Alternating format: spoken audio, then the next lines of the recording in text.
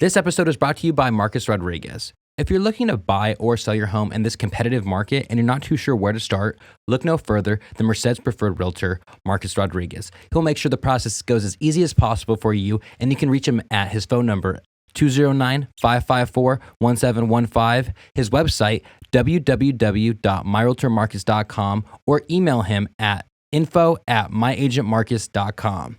Thanks again, Marcus.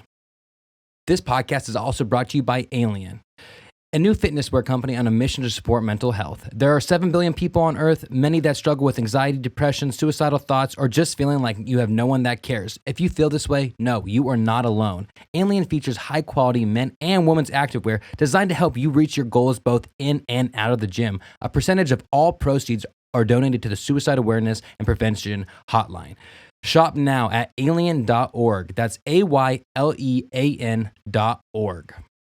Thanks for tuning in to Real Talk and Whatnot. I'm your host, Micah Daly, and if you're new to this show, this is a podcast where I highlight the talented individuals who live within the Central Valley of California and people in general who are passionate about what they do. Once again, I'm going to remind you guys to subscribe to my YouTube channel. Type in Real Talk Studios or Micah Daly, MICAHDIELE on YouTube, and make sure you're subscribed to the channel. You can see all the latest videos, all the performances, and just really help the show out. Get the algorithm to, know that people are watching it and get my subscriber count up. I would really appreciate it. Also here to remind you guys about reviews and downloads. Make sure you're downloading every single podcast on whatever podcast app you use, as well as leaving a review on Apple Podcasts if you wish to. It really helps out the show and gets me to have a better idea of what people would like to see or what people are like seeing. And so this episode now I'm going to get into is with a good friend of mine named Ricky Gutierrez. Now, Ricky and I met when I was just a young buck trying to get my first job. And so I met him at Starbucks. So me and Ricky, we both, worked at Starbucks together. And through that, we have just become lifelong friends. In this podcast, we talk about, how he got into art and how he got into tattooing specifically, and just his journey with that through his apprenticeship, through thinking he couldn't make a living from it, through moving to Roseville, Sacramento, to thinking, what am I doing? Why did I move here? To now, becoming really successful and owning a tattoo shop, Roseville Tattoos. I believe it's called that. If it's wrong, I am so sorry, Ricky.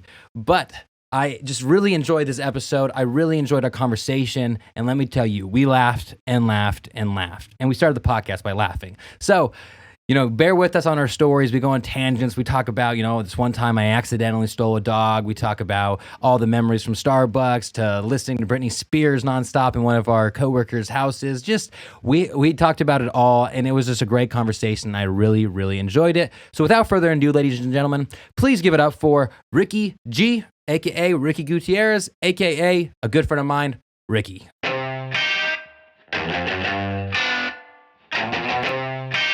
This is it. Real talk and whatnot. Real talk. That's it. Real talk. Real talk. Real talk. I can't wait to get faded with Big Greg. Oh, dude, Greg. Yeah, dude, my parents are going to party. Hell yeah, they are. Here. Trade you. Thank you. They just say hella cold in there. Can you get like a little fridge for down here? I know, like a mini one. Mm-hmm. Ours in the back is just like a water. Oh yeah, I saw that. Yeah, that's like cool though because it doubles up and it doesn't take up as much space. Exactly. We're rolling, but we're just gonna cut in at some point. And the only advice is like when you talk into these things, like just be like a fistful from it, like a fist from the. Yeah. Oh, you can be as close as you want to. That don't matter. But some people talk. Just gonna talk like this. Yeah, that'd be perfect. Definitely will like it. Now when you roll it back on YouTube, they're like, "What the fuck is he doing?" I know. Amateur. I feel like one. I just fake it till you make it. That's like my motto in life. I'm just like, hey. Also, it's gonna get hot in here. Because of the fan. Yeah, we stopped. Yeah, and then it's just insulated well now. We'll just go full Tanner and take our shirts off. Hey, who knows how this podcast will end, man. Maybe it will never end.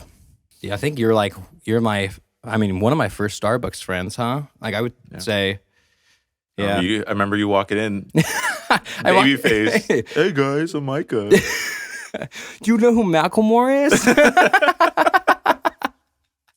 I remember that. You're like, what type of music you like? I was like, I don't know if you know who they would be, man. You like Macklemore? I was like, Zach likes him too. Yeah.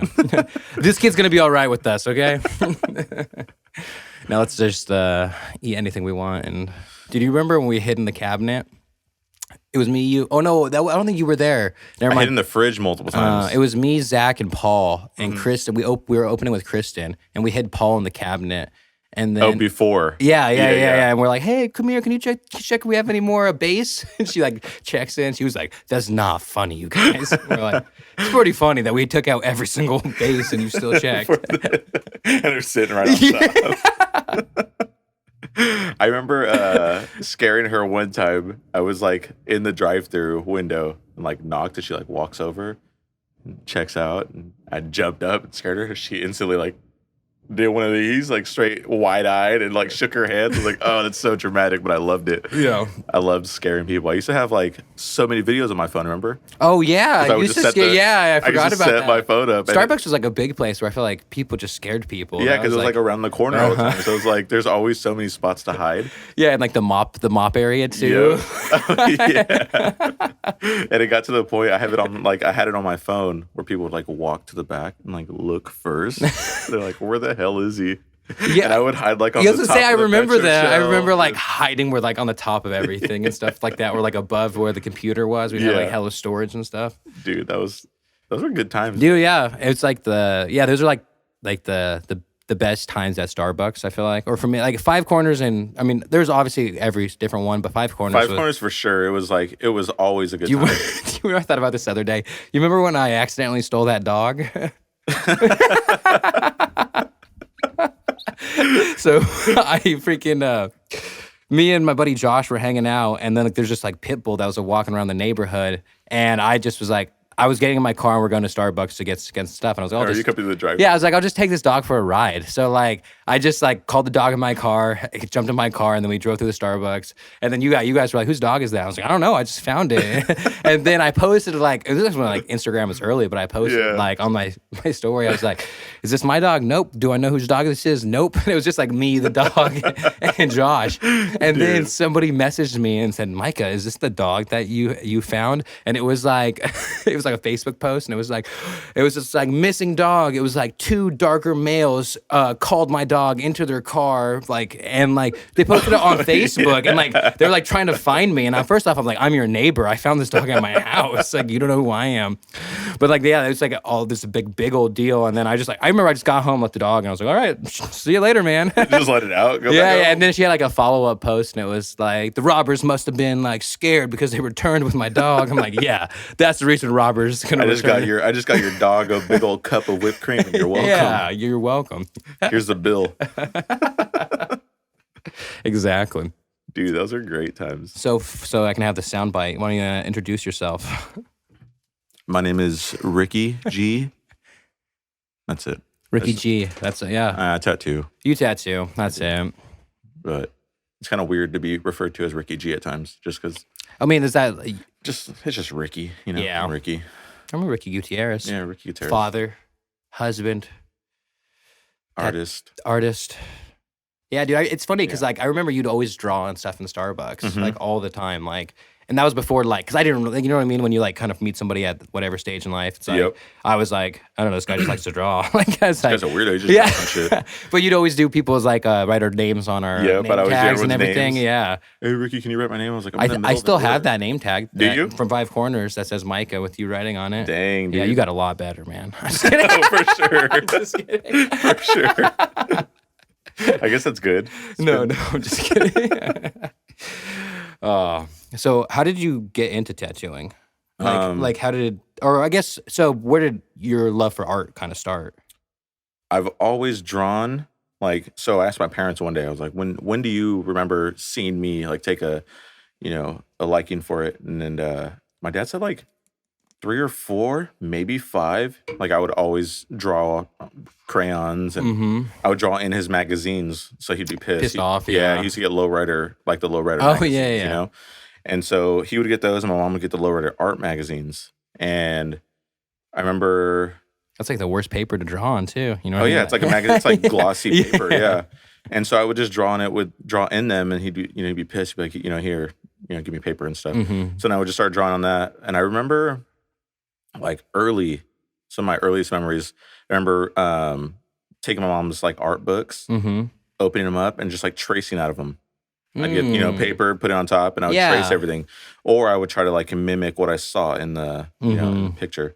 And that was like super early. I remember just like I was probably like 5 or 6 that I can remember, And then like through school and stuff, did you just kind of doodle? Or the only reason I took an art class in high school, so elementary school, we didn't have like art. Yeah, it was just so they were actually talking about putting me at the middle school for an art class at one point. Oh wow! But that like nothing like made of it, So, so that didn't end up happening. And then middle school, we didn't have an art class, I don't think. Yeah, I think it was like unless it was like a part of your English class, or like they have an arts and They crafts. would do like an after school club, and I was like, I'm not staying later at school. Yeah. Like I want to leave now, And so I never did that. High school comes, I think it was my sophomore year. You went to Atwater, right? I went to Atwater, yeah. And so sophomore year, they were like, you need to get a 6th period or a 5th period because 6th period I had athletics. And so they were like, you gotta find something. So I was like, all right, well, I'll just take art. It'll be an easy you need A to like for it. me. Yeah. I was like, it'll be an easy A for me. Didn't really learn anything in that class. Yet, to be honest, like I didn't. And then all I remember from art class was like I just took once my freshman year and just I remember Vince Van Gogh and his ear getting shot off. Dude, I don't even remember. That's all I remember. I just remember like and Starry Night. And my teacher's like, one day you're gonna use this in a conversation with somebody. You're gonna reference Starry Night, Vincent Van Gogh. Here you go. Thank you, Miss Schmidt. I think Mrs. Schmidt. I don't know. Shout out to Schmitty. And then like senior year, I took another one because we ended up getting in trouble because 6th period athletics, like after season, they were like, just get lost, Oh yeah, I remember. Yeah, it was like after your sport had ended, and there was always like that weird, like 2 months or like they're like, I don't know what to do with you. And so they were just like just get lost, Well, some people like got us all in trouble, and they were like, how are all these football players like not doing anything? Yeah. So they're like, all right, you got to get a class now. So then I took art again, and I took art my senior year, and it was with Miss Bauer, over at Atwater High, and dude, she was so dope. Like she taught me how to paint. She taught me like the fundamentals of painting. And she was like super sweet. And just always like real chipper, every time we'd come in. But if I would be like annoyed or like, just in my hormones, like, everyone's so, she'd be like, hey, Ricky, how's it going? I'm just like, I'm all right. And then I just sit there, Yeah. And then, and then she got me to do, like, I did like the every 15 minutes. Oh, okay, I got to design our t-shirts for that year. Oh, really? That's cool. And then I took a class. I like teachers that kind of like push you. You push you, and they do this thing where some teachers, it's like, we have to do the curriculum, blah, blah, blah. And other teachers are thinking, well, this kid has a passion for this. If I just kind of push him in the right direction, that's going to, in turn, lead to somewhere. Exactly. So I did, like, my first, like, big acrylic painting in that class, and I actually sold it. Oh, really? Yeah. And, like, in high school, too, that was, like, right, that's, like, wow, I'm making money from... I sold it to Nelson Medeiros. Oh, okay. You know Mr. Medeiros? Yeah, I know who that is. And so I sold it to him. It was a big old Rocky painting. He, like, commissioned me to do it. So I was, like, tight. And so I sold like my first painting in high school, and that just kind of kept you drawing throughout. Yeah, well, and it's just what I did. Like I just like to do it. That was like your hobby, just like your thing, right? And like I remember I took another class in college, and that's kind of like when I learned the proportions of a face and how to properly do that, which is super helpful. I still have like notes from that, like in my that's cool folder that I keep and I look back to every now and then, But did you take a couple art classes in college? I took one like tangible art class, a application class. And then I took 2 art history classes. I took the same one twice because the first one didn't do too great. So I didn't show up most of the time, So I voluntarily took it again. Exactly. So I took so I could replace that first grade. Exactly. I took it twice because I really wanted to capture the knowledge of art history. Dude, it was a 3-hour night class. Oh, dude, night classes were the freaking... And the dude, like, I don't remember his name. He was just like some nerdy guy that taught over at Merced College. And he was like the guy who he for sure got like picked on. And he like took it out on everybody now that he's like in power. I'm like, dog, I'm just here. We're all here for just to class. get this grade, man. Like, We I'm don't care. sorry. I'm sorry for whoever did whatever to you, Yeah. you know? Like, don't take it out on us. I had to take music history one time, but it was a 3-hour night class, too. Dude, we did that too, and I actually had a great time in that class. Who was your teacher? I want to say her name was George. George. Ours She was was like a... I had to make Miss Walsh or something. But I remember it was like 3-hour night class, but it was like, this is like a decent 3-hour night class. Yeah. Because I had like a 3-hour accounting class one time, and yeah, but I had a British guy who was my teacher, and he would just talk about how much like his ex-wife is a bitch and stuff like that. And, I was like, and that's the thing about college professors that's cool is like, there's no one watching them, you know what I mean? And they're kind of like, we got a guy in this position. I'm sure once they're tenured in that position, they're just like, can say whatever shit. Yeah, exactly. And they have, I know like certain like Randall or like certain teachers, you ever have Randall with political science? So certain teachers have like certain stories that go with this lesson. Oh, gotcha. And because this guy Randall, he never wrote down anything, but he'd tell like his classes the same exact stories, but each class would be on different parts, and he'd tell them like, the same exact time between this subject and that subject.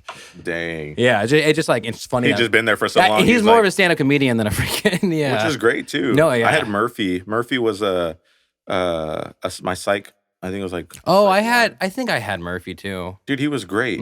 I failed his class, but I showed up I just didn't do any of the work. I literally just showed up, but he was so dope. Like, I loved his class. Yeah, that's like I had this dude named Professor Lorenzo. I used to remember rate my professor. Oh, yeah. And so, like, he had, like, a bad grade on it. And, like, normally I always make sure my professor has, like, an easy grade. And then he was, like, one of the few that I was like, whatever, this is the only class I can take. I'll take it. And he was, like, one of my favorite teachers. He had this essay that everyone complained about, but it was, like, it asked you a question, and then you had to write a paragraph. And then it asked you a question, and then you wrote a paragraph. Okay. And people were talking about, like, oh, the last essay is, like, so hard, blah, blah, blah. But all we would do is sit in his class. We had a book we're supposed to read, so we'd read, like, a chapter a day and then talk about it when we got into class. And instead of like, dude, we're supposed to have all these other lessons, but we would just get so caught up as a class talking about the book that at the end of 5 minutes of every single class, he'd be like, hold on. He'd be like, this is going to be on the test. This is going to be on the test. This is going to be on the test. Like, all right, go you guys. And so like, he'd star the only questions that would be on the test. Oh, perfect. That's tight. He was a great teacher. Yeah. And then those are the only art classes I took. And everything else self-taught pretty much? Yeah, self-taught.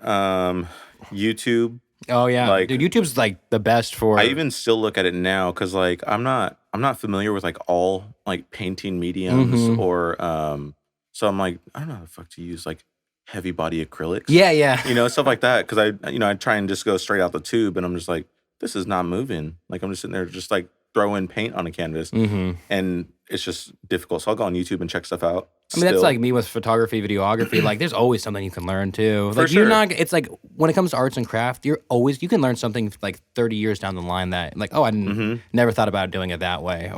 And it's just cool because, like, YouTube allows people like us to kind of just like figure things out for themselves. Yeah. When like, it's also interesting that there's schools for like, you know, art and school. Because you didn't get your degree, did you? No. Right? Yeah. So, but like, it's out. interesting. I got a degree for education, but it's not like I'm using that either. Yeah. I mean, I'm a substitute teacher, but dude, you're using it. You're using it, dude. The kids, I substitute these classes like over and over again, and this kid was like, "You podcast guy?" And I was like, "I am podcast guy." That's tight, dude. And then every now and then, like, if these kids were talking about like a podcast for like far too long in front of me, and they're just talking over and over about it, and it's like, well, if you want to check out a podcast, I handed my business card. I was like, check out my podcast. But like, they're the same kids now who are just like hella cool with me, and they're like, oh, Mr. Daly's here. And I'm like, yeah, let's go, man. You know, it's party time as soon as you walk in. You do your stuff, I'll do my stuff. I'll edit my videos. Then you had seen my brother there a few times, right? Yeah. I remember he's like, dude, Micah's my sub. But it's like, but it's funny because like high school kids, I can never tell if they like really like me or not, just because they're like kind of like high school mode's like, I want to be cool. Or you always have to be cool. Yeah, exactly. You can't tell like, oh, I like that guy or whatever. You know what I mean? And so like, it's just like, I never know with your brother. I remember I say, what up, man? And like, he's like, hey. Yeah, you like, just sit there. Yeah, I'm like, maybe he likes me, maybe he doesn't. I know. I always tell like, because Briley, she's 7 now, so she's going through like, my friend doesn't like me, or we're arguing right now, we're not friends, and I'm just like, dude, I could already just rain on your whole parade and just be like, you probably won't be friends next year, or if you are friends with her next year, like, probably won't make it out of high school. That's just reality. Yeah, like, yeah. I have way more friends now that I still definitely talk to a few people that I talk to. So 2 of my really good friends, 2 of my best friends, they're childhood, kindergarten and first grade. Yeah. And so and we still talk, we don't talk every day. But every time we get together, like it's love every time. Family, and so we will, drop in on each other, birthdays, stuff like that, kids' birthdays. We still show up for stuff like that. But other than that, like we just talk on Instagram or text or anything like that. But it's always we never skip a beat. And then like people from high school, I still talk to a handful of them, but for the most part, it's like, hey, what's up, man? Like, how are you? How have you been? And it's typically like small talk at the tarmac, when we run into each other. Yeah. Go to Lotus or something. Yeah, I've never been there, but I heard it's tight. I thought you went there. I've only been to the tarmac, which I think tarmac's pretty tight. Yeah, tarmac is cool. And like they have good beer. Yeah, they have beer. They get you pretty fucked up, man. Yes. Yeah, dude. One time, me and Jimmy were recording for them, and like we had like I don't know like 5 beers each, but like they're like 7-8% IPAs, and so like at one point I was like I woke up the next day and I was like, oh, I'm so hungover. Like I was just sitting in the shower, just hanging out, just drinking beers. Yeah, exactly. Why haven't they sponsored you yet? I've talked to them. They're busy people. They make time. Dude, I know I think this is the first time I've had. No, not first time, but normally I try to have like some type of Valley beer or something from the Valley, but you can't always do it. You got a beer for That's the Valley. why. You got a beer for the Valley. Yeah, Modelo. A beer for the Valley. Exactly. The most drank beer in the Valley. Exactly. No. And then so you went through high school, and then afterwards, you were just doing art. And so when did you kind of realize like maybe you wanted to start tattooing? So tattooing, I had always kind of wanted to do it, but I didn't think I could make any money. Like I can't raise a family tattooing, growing up is what I thought. So I looked into corrections. I went through the process. I did the written test for that out in Fresno. And then I had my physical test lined up to go. And I just remember being at Starbucks and like a lot of the dudes would come in. I'm just like, dude, these guys are miserable. And none of them look happy. Ever. Yeah. So I'm just like, man, and I know some like correction officers that are like, they're, like me and you. Like uppity kind of. Yeah, but there was also like what I was exposed to at that time. Everyone was just like coming in like, just give me my coffee, like no one talked or anything like that. I'm like, yeah, dude, like you can make a lot of money, but I don't want that. A certain type of person too, because like for sure. Like trust me, I could not be a correctional officer. Imagine me being a correctional officer. Like just imagine that. You know what I mean? Like, hey, let me get some toilet paper. Okay. It's like whatever you guys want, man. Yeah. I'm just trying not to get hurt. Okay. Yeah, so I was like, man, I can't do that. Like you're trying to find out, okay, what can I do for a living, basically? Yeah, I was like, I know I can make a lot of money doing that, but I don't want to be miserable with all this money, either. So, so I didn't end up going to that, and I was just like, you know what?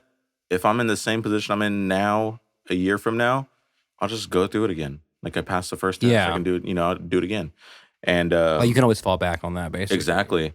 So then one day my dad was like, hey, I got you a tattoo machine. I was like, oh, you did? Yeah.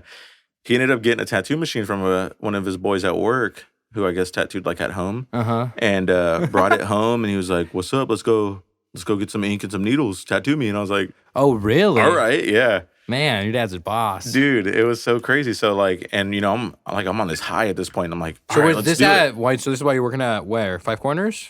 This is why I was working. Yeah, Five Corners. Right. Okay. So I'm still at Five Corners. And me and Amy lived on our own at this point, and then I picked him up, came over here to one of the smoke shops that sold tattoo equipment. Stuff. Yeah, and looking back at it, I'm just like, dude, this is so disgusting. Like, it's so gross. Well, it's probably because you're like, looking stuff up online on how to do stuff, or YouTube. You know what I mean, like YouTubing it. Yeah, I went on YouTube. So I get the ink, I get the needles, and I figure out how to, I learned how to set up a machine, And so I set out a whole little spot to tattoo him. We're on his dining room table, and I tattooed him right in his arm, right in the ditch of his arm area. What was it? It was 2 hearts and the two hearts that cross, like where they cross, it made a cross. And so he was like, I want the hearts in red and the cross in black. So You're being awfully picky, Dad, for me not know what I'm doing. He's like, you can do it. Like, I see you draw all the time. You can do it. So I'm like, all right. Like, how hard I can do this, it. Exactly. How hard can this be? And so I was sitting there, and then, I set it up and everything. And typically, like, you have the needle hanging out of the tip of the, like, tube. Like the thickness of, like, a nickel. Yeah. And it's sticking out of it? Yeah. So Yeah, it's like only going in that much, right? Yeah, so there's not much needle exposed. Yeah. The needle's on a bar about that big. You have like this much. Yeah, just trying to have a tiny bit showing, right? Dude, I had that thing out like a good So inch. it was just like, doom. Dude, I had it out like an inch. And I remember him just sitting there, and he was, he's like, all right, go ahead. And I'm like staring at him, I'm like shaking, And as I'm shaking, I go to tattoo him. And the first like line I started to pull, it like picked his skin. So as I like come out of the skin, it's all bing, bing. Yeah. And he's like, and he's sitting there, he's like, hey, I don't think you're doing it right. I was like, nah, I got this. Like, I watched it on YouTube, It's like, I know how to do this. Dude, I did the entire tattoo like that. Really? Yeah. And then where the red was supposed to turn black, I brought it too far down. So then I was like, oh, shit. All right, well, black's darker, so I can just cover that red up, And I like double lined it. So there's like a red and a black line right next to each other still. Does he still have it? He won't let me cover it. Oh, really? He's like, I'll never let you. That's kind of It's that's kind of cool for him to remember that yeah, moment pretty it's much. super dope. Yeah. But like why don't you post it? I was gonna post it. Have you? Dude, I haven't posted it, and I should. But they do have, so my parents for Christmas Just last post year. it. Let me know if anybody wants to get a tattoo. Some recent work. I have a story about this too. Okay, go on. So they got me a portfolio because dude, I didn't, fortunately They printed out one like with your work and stuff. Yeah. So That's fortunately cool. now, I've created a name big enough to where I don't have to have a portfolio. Yeah. Especially with the Instagram. Yeah, exactly. You kind of just have Exactly. So physically, I don't need need a portfolio. Like, I haven't had it out since COVID started. Because people can just go through your Instagram, exactly. Right? So I didn't have one of my dad's like, you need a portfolio. Like, I had the one that I had out there. It was like from all my work in 2016. So like, is that when you were still in Merced? Yeah. Right? Yeah, it's like a long time ago. Yeah, it's like 4 or 5 years old at that, at this point. So they got me a new one. And the new one that they got me, they got that tattoo. They took a picture of it and posted it. So that as soon as you open my book, that's the first tattoo that you see. They really did. Yeah. So it's that tattoo and then a picture of my more family. Like for you or like I mean yeah. it's like a present just, to you. It's just funny. Yeah, it's hella funny. And so they got that and they got a picture of my family. Oh, so as soon as you open up, because my dad was like, I want you to remember why you're doing this. Mm-hmm. You're doing this for this and this is where you came from. Yeah. So it's super cool. And like that's what I have at the shop now. That's awesome. So the story with that dude, he used to embarrass me so bad. Because like, I'm only either in my apprenticeship or like first year. And how old were you when you started your apprenticeship? I started my apprenticeship in 2013. So, and then you were like what? So I was 24. Okay. 23, 24. And so it was in April is when I started. Then I finished in March of 14. So I was 23. And so I get my apprenticeship, and the way I got my apprenticeship, I reached out to another guy who had just gotten his. I was like, "Hey, dude, how'd you do it?" Mm-hmm.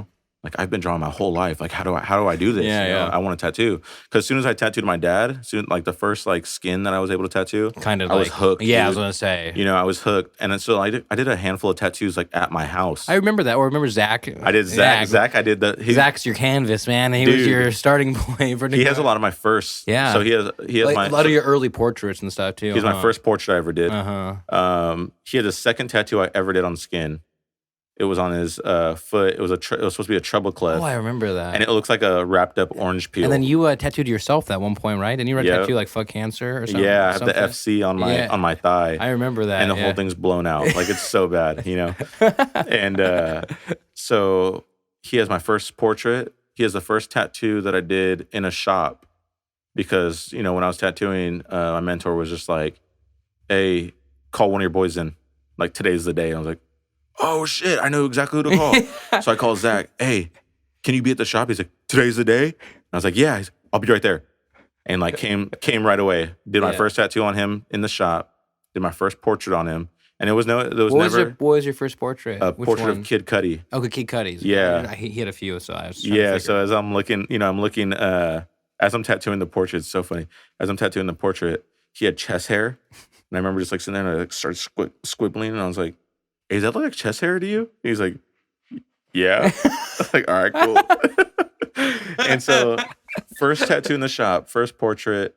And then he has my first award-winning piece. Oh, really? At the tattoo show or one of the shows? Yeah, so we took it to a tattoo show, and that was in 2015. Where was that show at? It was in Roseville. Okay. Yeah, so that's how I got connected to the guys that I... Oh, really? And was that when you were still working I was still in Merced, yeah. And then that's how you linked up with those guys? Yeah. That's real cool. Yeah, so it was in Roseville, and I did a skull with like a war bonnet, like the native headdress. And I did it all black and gray realistic, and we ended up winning an award for that. So he also has my first award, which is super tight. Yeah, that's cool. I did the first tattoo at a convention on him too. And so he has like all my progress, and I haven't tattooed him in probably like 4 years. Oh, I was gonna say, well, I mean, he's pretty covered up too. Yeah, like he's limited in space now, Yeah. We just tattooed him. Anytime I didn't have anything, I'd be like, hey, come through. All right. And so, and it's funny because full circle, he's a barber now. Yeah. Before he started his barber school, he called me and he was like, hey, I need someone's hair to cut. And I'm just like, all right, like good luck, You didn't it's hair that could grow back, too. Yeah, I know. Well, and exactly. And I was like, I didn't tell him like, all right, good luck. But in my head, I'm like, what are you asking me here? Yeah. Like, this is my hair. That's back when, dude. Back in the day, you'd dye some of your hair and stuff like that. Exactly. I did stupid stuff with my hair all the time. But like when he was like, come through, I was like, all right. you kind of like felt like I have to. I have to. This guy let me tattoo him. Exactly. So, like I can't not let him. Like he has so many bad tattoos that I did on him, And so I'm just like, all right, dude, I'll be right there. I go to his house and he cut my hair and he did a good job. Or like, I you remember the time he didn't mess it up enough, for me to notice. So I'm like, I feel like you did a good job. Mm-hmm. And so, but you could have done that. Yeah, exactly. He could have jacked me up, and I'd be like, dog. yeah. And so, I was at, and once I forgot where we were. It was something about, I don't know. It was something about. Oh, well, I got my apprenticeship. Yeah. You reached out to the guy and you're trying to figure out how to get you the And so he told me, he was like, yeah, man, I just got a bunch of drawings. I gave them to the guy that ended up, giving me my shot. And you just like make a portfolio for yourself. Yeah, exactly. Of like your artwork. Exactly. So then. Is that what you did? Kind of. So I was tattooing at the house already. And then Amy got me a tattoo for my birthday. And so when I got tattooed by him, me and him were sitting there talking it up, and went up finding out like we're from the same neighborhood in Winton. No, wow. I knew a few of the same people he knew. He knew my aunt. So it was like small world. And so and I'm telling him like, hey, dude, like I tattoo at home. Like, can you give me any pointers? Yeah. He's like, yeah, dude, like don't tattoo at home. And I was like, what? He's like, yeah, like just don't do it. He's like, I'm opening up a new shop here pretty soon. Like I'm gonna need an apprentice. Take my number down. It's like, all right, like, okay, and I'm like fumbling my phone. I'm like, all right, what is it? And then he gives me his number. He's like, you lose my number, dude, you lost your apprenticeship. I was like, hey, I told Amy, I was like, hey, put his number in your phone too. Like, I need that, And so come April, that was in October. Come April, he's already opened up his shop. And I bring in my portfolio and, I'm sitting there and he like pulls me to the back and like interviewed me like a job interview. So I was just like, you're like, this is weird. Yeah. That was like, I didn't know any better, So I was just like, in my head, I was like, I feel like at a tattoo shop, you wouldn't do that. I was gonna say, I feel like that too. Well, which is funny here because at Starbucks, I didn't even get interviewed. Garrett was showed up. Well, I showed up one time and he threw my resume, and then he called me 6 months later and he was like, hey, can you reapply? Your thing's not in there. I was like, okay. And he was like, come down to the shop today. And I came down and he was just like, sit down, and he was just like, ask me one question. And he was like, you want the job? I was like, I guess. Like, is this how you guys do it? Like, yeah, pretty much. Yeah, so he interviewed me, And he was like, all right, man, can you start Monday? Yeah. So then, you know, I go back and I ended up telling Zach, and it's funny because the main reason why I even like went through with the apprenticeship and everything was because Zach got his apprenticeship barbering, which inspired me because I was like, so I kind of go for it. Shit, like, yeah, because I was like, man, Zach just like jumped into it, you know? Why can't I? Zach jumps into it, man. That's how he is. Yeah, he just jumps in both feet, Zach jumps you know? in, yeah. And so I was like, dude, yeah, I'm gonna do that too. So then I got my apprenticeship. I've told Zach before, I'm like, dude, like you're the reason why I like really just did it because I was so scared, you know, to get told no or anything really like that. Scary to do that leap of it seems like something like out of the norm, basically, or not the most traveled path. You know what I mean? And so there's always that scared jump. Like me, I was scared. Like I liked filming stuff from my senior year of high school, but I didn't jump into it until it's such a risk. I was like, yeah, exactly. Until I was like 26. You know what I mean? So it's just being that right opportunity, and for me, it was Jimmy who kind of like I was just like, this guy's doing it, and if I can learn from him like over and over, because I was always scared because I never had any formal training in it, and so you're just like, do I even know what I'm doing? But like that's thankfully for YouTube and everything else that like, helps, it does help. Like it kind of gives you like maybe it doesn't like teach you exactly, but like you can learn from the best people on YouTube because there are like people who make YouTube videos who know definitely what don't learn how to tattoo about. on YouTube though. Yeah. Don't do that. Yeah. It doesn't work, I promise. It's so much harder. So, and that was at Restless Valley, right? That was at Restless Valley. So how long did you apprentice for before you tattooed skin? It was like 9 months. Oh, okay. So, and apprenticeships are unpaid, right? Correct. So it's like you're just putting time in, you're sweeping the floor. That's kind of what you're paying with, you know, the time. So yeah, I would. It's wild because like I didn't get hazed or anything like that, you know, and I watched like the TV shows, Miami Ink and stuff like that. Yeah. And so they would like haze dude and be like, you know, go wash my car and go do all this stuff. And he didn't make me do any of that. I just had to like, he'd be like, hey, I'm hungry. Go get some. Yeah. And Jason Rios was my mentor. So he's the one that taught me how to tattoo. And he would just be like, hey, I'm hungry. I remember that nice Chinese place. Because my parents lived right down the street, remember? Yeah. And so I'd be like, all right, like, what do you want? I don't know. Taco truck. Like, all right, cool. He's like, make sure it's good. I don't live around here. I don't know what taco shops are good around here. And so like I would just go get tacos. I'd come back with like 3 or 4 bags, you know, walk in and they would eat. Everyone would eat and just get up and leave all their stuff there. And it was like, all right. He's like, clean it up.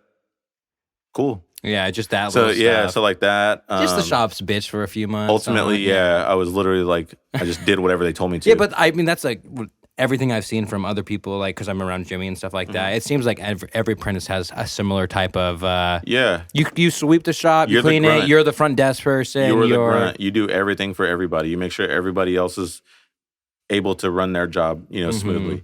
Because in turn, you're gonna have a bitch of your own. I'm just kidding. Maybe one day. But like, yeah. So I did that. I would clean, you know, sweep, mop the entire shop. I would scrub tubes. So like the metal tubes, I would have to scrub those by hand. And dude, that shit sucked. Because I did have like 30 or 40 tubes, you know, from everybody. Everybody be using, you know, 3 to 5 machines a day. And then be like, all right, scrub tubes. I was like, oh shit. And so are you the only apprentice too? No, so that's how I got closer to Juno. Oh, he was apprentice too? Me and Juno apprenticed together. Oh, really? Yeah, so I knew Juno from... I vaguely remember this. Yeah, so Juno, I knew him in high school. We played football together after he graduated. Oh, really? I didn't know that. We never, we'd see each other occasionally and just like, hey, what's up, man? That was it. And then we met in college because we had a class together. And we were talking about tattoos and how we wanted a tattoo, you know, and never did it. Well, and then I find out we're apprenticing together. So I was like, all right, this is tight. So we kind of just like went through the whole process together and we built like our relationship, you know, because we were both the shop bitches together. Yeah, you know? yeah. And so, so we did it together, which helped because not everything was always on me, but we would be certain days we'd have off together or I'd be like, hey, I'll mop, you sweep. Yeah. Vice versa. We'd have to go get supplies, literally everything, Mm-hmm. just to make sure setup, breakdown. And I remember clean. you guys always would tattoo on styrofoam cups, right? Yeah, so I that's remember how- that because at Starbucks, I still worked with you at that Mhm. time, and so I remember like seeing on your stories and stuff like that tattoo. And is that just like to be like a perfect, like gentle enough? Yeah, because his thing was, and it was so scary because he had the styrofoam cup, like So if you it's freaking this thin, yeah, I was gonna and say. he would stick his hand in it Oh, really? and just hold it there, and he'd be like, "You tattoo the cup, you're tattooing me. If you tattoo me, you're done." I was like, "Okay, cool. Damn. Let me just lose my let me lose my shot here real quick." Yeah. And so his idea was skin is more forgiving than a styrofoam cup. So if you're pulling a line on the cup and you're able to do a really straight line on there, then skin will be nothing. Yeah. And same thing with like depth. You don't want to go too deep because then Yeah. you'll punch through the cup. Same thing with skin. You don't want to go too deep because you'll blow out the line, Mm-hmm. And so that was like it was cool. I'd probably implement the same thing. Yeah. Like if I were to ever Yeah, because mentor your shop somebody. now is just everyone has their station, right? And you guys are Yeah. all just Yeah, everyone just it's does their own thing. appointments, right? Basically, Yeah, it's appointment only. yeah, exactly. So we have like more of like a private studio type Yeah, private- thing. yeah, I was gonna say. So everyone runs their own thing. Like we're nobody's parent. yeah, I exactly. don't want to babysit you. There's you know? no yeah, exactly. Do your job. Show up when you say you're going to show up and do a everyone good runs job. your space. Is that how Yeah. it goes? Yeah. So so you do your own thing. And so What's your shop again? What's it called? Roseville Tattoo Company, Roseville Tattoo and we're out Company. in Roseville, Mhm. obviously. And so then I move up to Roseville in 2016. Mm-hmm. And did you move up there and already have a job? Yeah, so I moved up there to tattoo. To tattoo? Yeah. Okay. So I kept in contact with my boy Jesse, who I have the shop with. I kept in contact with him and then another guy that used to work at Deviate, where I ended up moving to. Mm-hmm. And so I'm sitting there, talking to them, and I told Jesse, I was like, man, I'm trying to, like, I want to leave Merced. I want to get out of here. And so he was like, dude, some guy just left. Like, we have a spot at the shop. You should talk to Rick about it, the guy who ended up hiring me. Mm-hmm. And so I called Rick. He's a great dude. Mm-hmm. And I met him at the convention. And so I talked to Rick. I'm like, hey, man, like, I'm looking to move. I get along with all the people there. You guys have a great vibe. Like, I love your guys' vibe of the shop. Mm-hmm. And I feel like I can learn a lot from you guys as well. And so he was like, man, we'll just, come up a few times here and there, and, we'll see how it works out. So I go up there for a guest spot and, hit it off with them. And, we went out, and he was like, I know you live out there, but would you be willing to move up here to work? And I was like, yeah, like, let me talk to my wife, because we bought a house out here. Like, that was we owned the a one house. or Zach lived out of for a while. Yeah. All of them. Yeah. Yeah. So, we owned a house out here. I had a daughter. Mm-hmm. Like, we had our roots down here. And so I was like, let me talk to my wife.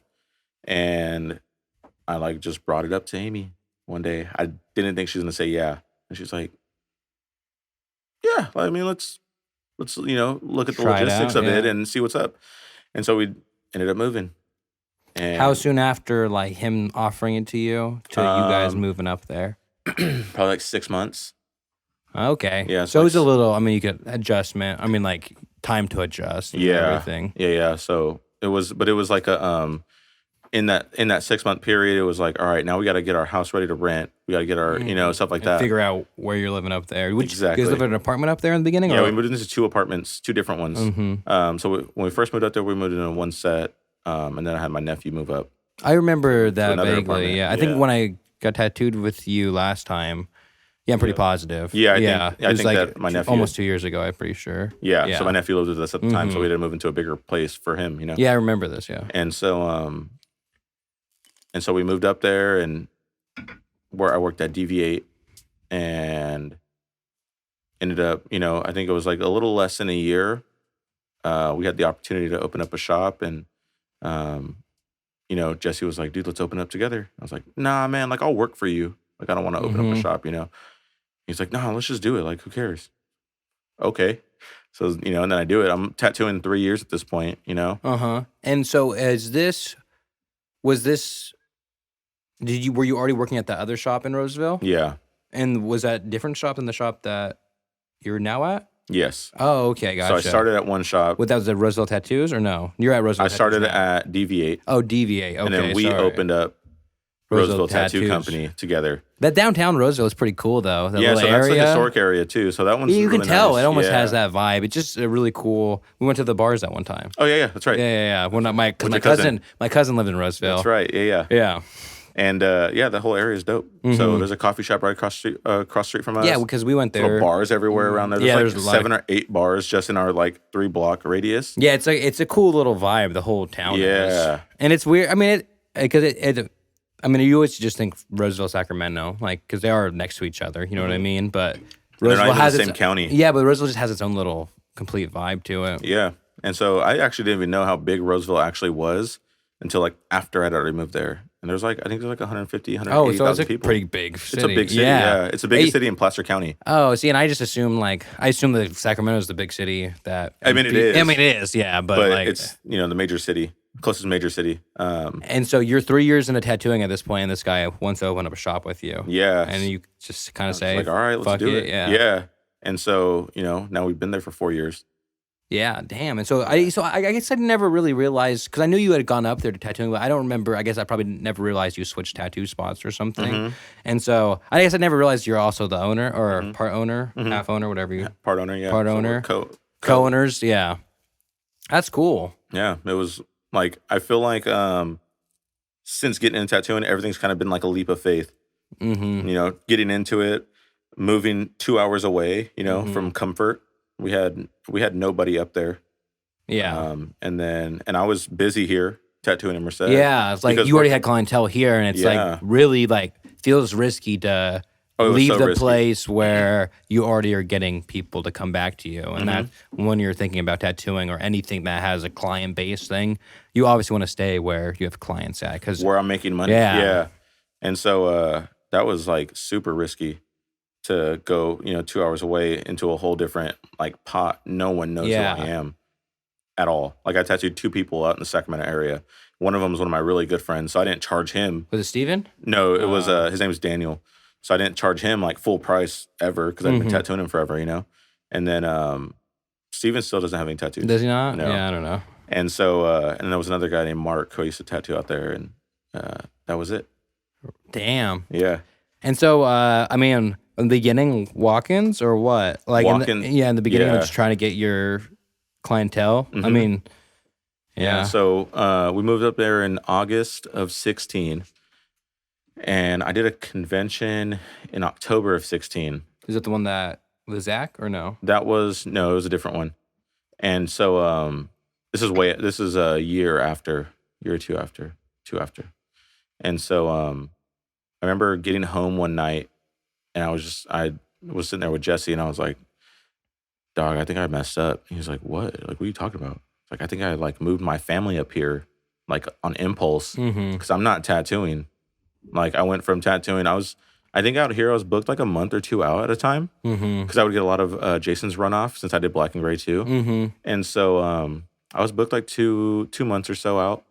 And then I go over there and I'm tattooing. I'm doing small like walk-in stuff. Yeah, just like 2 or 3 times a week. writing some small little things. So I'm making like minimal money, And so I move up there and I'm making a fraction of what I was making out here, and all my bills doubled. Yeah, it was a bigger city, bigger bills. Yeah, so I was like, dude, I think I fucked up. And he's like, no, dude, like it's fine. Like, you'll be all right.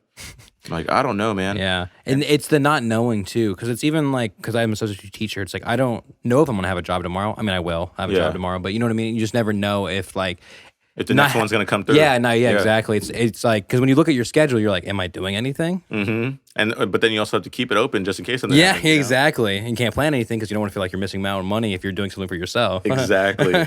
So then I started working like 6 days a week, and so I pretty much just told Amy, I was like, hey, like I'm gonna try and work as much as I can. Like, we need to make money, because she had started an internship out there. So she ended up getting a job, but like it was an entry level position for social work. Yeah, I remember that. Yeah. So like we weren't making a lot of money there at the time. That was in 16. And then I remember Amy was like, well, what's your like marketing plan? What are you gonna do to get busier? And I was, sitting there and I was like, I'm just gonna like do the best tattoos I can and just like wait for it to come in. Mm-hmm. She looked at me and she's like, "Are you fucking kidding me?" I was like, and I was so confused that she said that. I was like, "What do you mean?" She's like, "That's a terrible marketing plan. Like, are you gonna pass not out?" gonna do anything and let it come to you. She's like, "You're not gonna put any like flyers, nothing?" I was like, "No. Why would I do that? Yeah. You know?" Well, with flyers, like, what was this, Amy? Yeah, exactly. Or it's not the early carnival. 2000s anymore. Yeah, this isn't the carnival. Like, chill, you know? So I would do like, yeah, dude, I just started like busting out tattoos. I would do tattoos for cheap. Mm-hmm. Some of my clients that were coming to me often, I would do free tattoos on them just to try and do. Get them to get the word out. Yeah. Clientele word out. Or doing like, so I've always wanted to do portraits. When I got into tattooing, I was like, I want to be a portrait artist. And so, so I would do portraits on them and be like, "Hey, let me do this portrait on you, and I won't charge you." And they're like, "All right, cool." Yeah, exactly. Well, especially people know how expensive portraits can be and everything. Exactly, yeah. So I just did that, and my marketing strategy worked. I started getting busier. Yeah, I started getting busier. Yeah, because you are known basically for portraits, or mainly for portraits now. Yeah, right. So like black and gray realism, color realism. I don't dislike color. I just like black and gray more. Yeah, you know, it just came more natural to me.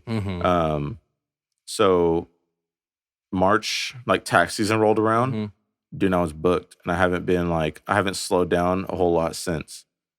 And so this is like, you know, I typically stay like 6 to 8 months out. Yeah, I know. Like when I reached out to you like a couple months ago, and you're like April 1st. And I was like, is this a joke? Like, no, yeah. Is this the joke? And that's typically what like people's reactions are like. April. I told somebody, I was like, "Oh yeah, like I'm in May," and they're like, 2022. I'm like, "Well, yeah, dude, it's July right now, so we're already past May." You know? Damn, though, yeah, that is pretty. So. You know, now I make it to where like I cut my books off. I'm like, I'm not taking any new because you clients. need, and you also like probably at this point you're like, okay, well, I need time for myself, my family. my You know what I mean? You just have to balance it all. Because at one point you were like, I would do anything to keep working, and then now you're at the point where I'm like, oh, I have to readjust my I can almost my strategy. Not necessarily. I can not necessarily ease up from it because I still like I work hard. I work every day. You know, and to be honest, like I've still.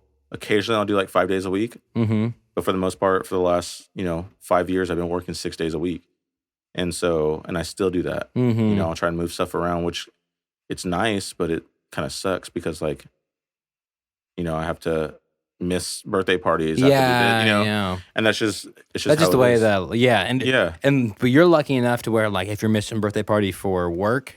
At least it's something that you enjoy doing. Exactly. Because there's some people who are missing birthday parties for work, and it's something and they actually have to work. And I don't feel like I'm working. Yeah, you know what I mean? Yeah. You're doing what you love. And so that's it's cool when it comes to that in your life. You know what I mean? Like I am working, but... Yeah, definitely. Like at the end of the day, you're doing art every single day.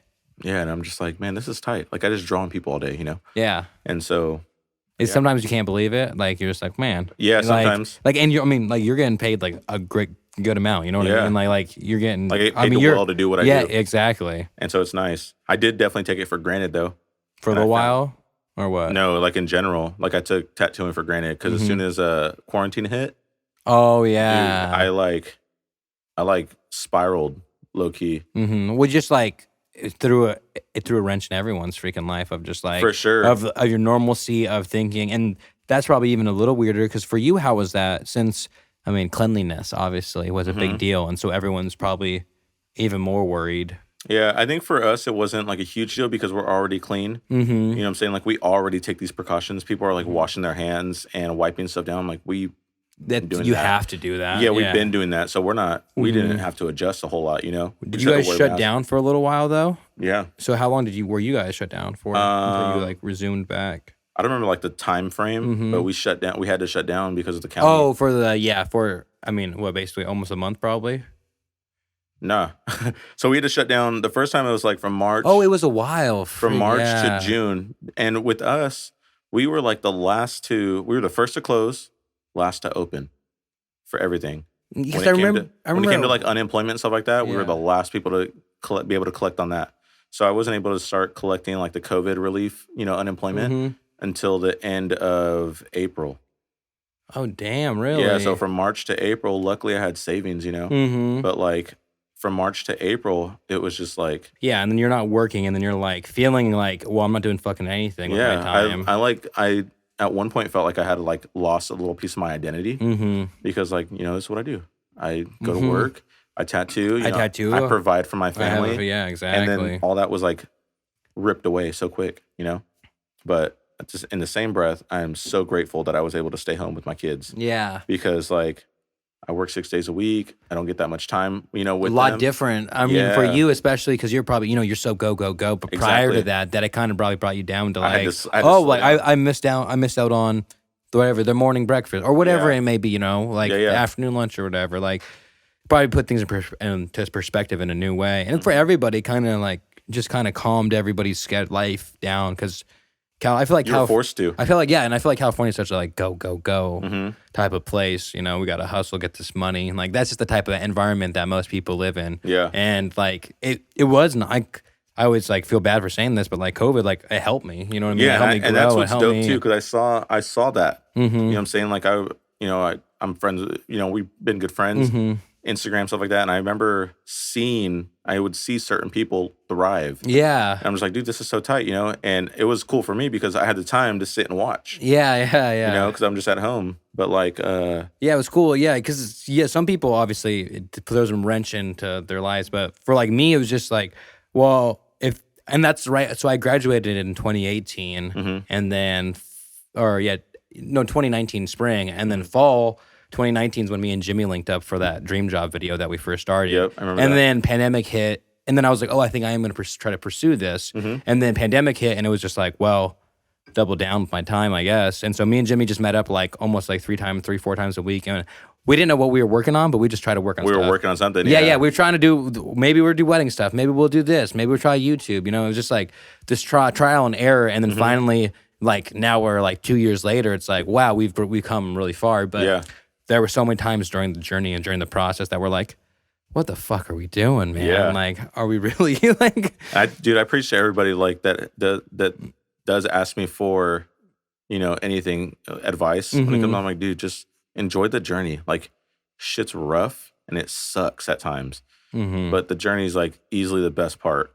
That's like my favorite part of it all.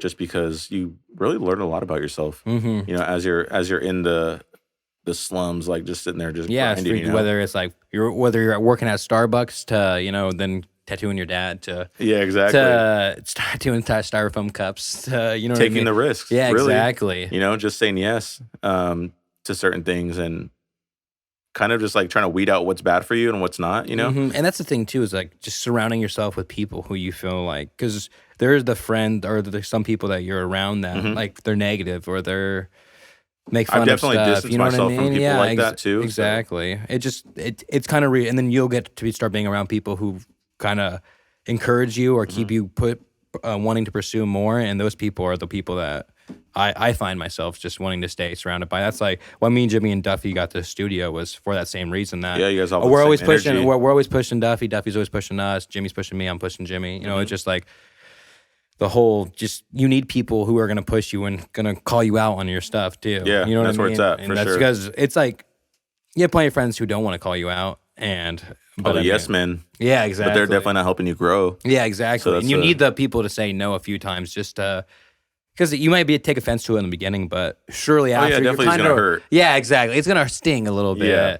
But after you get over your little, your little hissy fit, you're good. Then you're like, all right. Yeah, exactly. Right. They said this for a reason. They didn't say this because they wanted to be hurt hurtful. my feelings. Yeah. So yeah, the journey, man. That's the best part.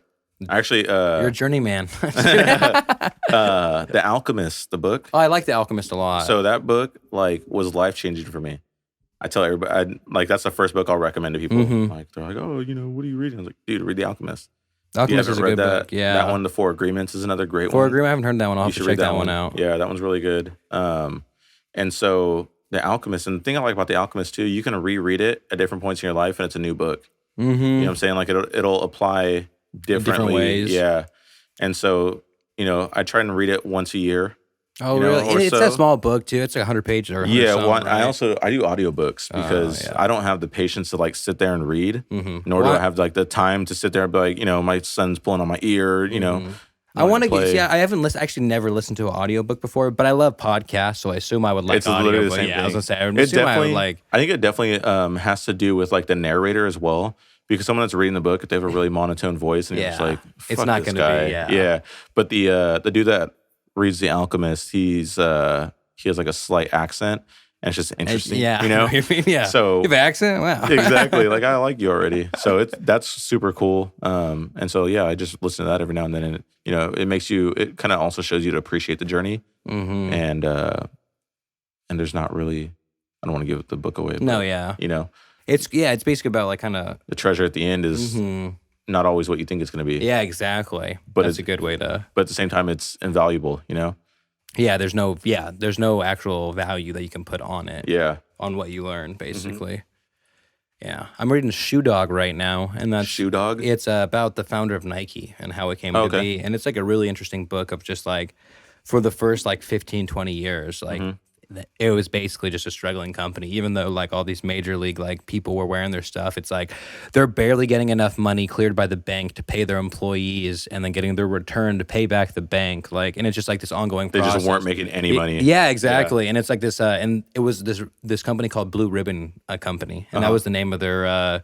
That was the name of Nike before Nike. And then finally I got to part 2 of the book. And part 2 of the book, like they're like, we finally have to get rid of Blue Ribbon Company and just accept Nike as our because this guy was buying Tiger shoes. You know what Tiger shoes are? They're like it's I don't know, it's like a classic shoe from Japan from like back in the day, but he used to just sell those like out of his car. And that's how he started his shoe company, was just selling Tigers. And he was selling them for other people. And then finally he was like, I need to start just make something for myself, basically. Dude, that's so tight. Yeah, and so it's a really interesting book, just because you would think like, I don't know, like it's Nike. Yeah, Nike. Yeah. Like the guy's probably always been wealthy or whatever it is, but it's just a cool like. And that's he's dope. from. I'm going to check that one out. Yeah, I like that. Yeah, it's really cool. I'm trying to think what other books. That's definitely like about the journey too. Yeah, exactly. And it's you wouldn't think that. And like he had like kind of like you ever read Into the Wild? Or you know what that book is about? It's about like this. Is that with the movie? Also? Yeah, exactly. Okay. It's about the guy who like goes in the forest and then he ends up dying. But it's the basically when everybody. Well, I didn't know that. Yeah, well, I'm just kidding. It's like when everyone's like 23, 24, it's like the time when we were like, okay, well, what do I want? The point everyone comes into their life, it's like, what do I want to do? Well, this guy didn't know what he wanted to do. He ended up just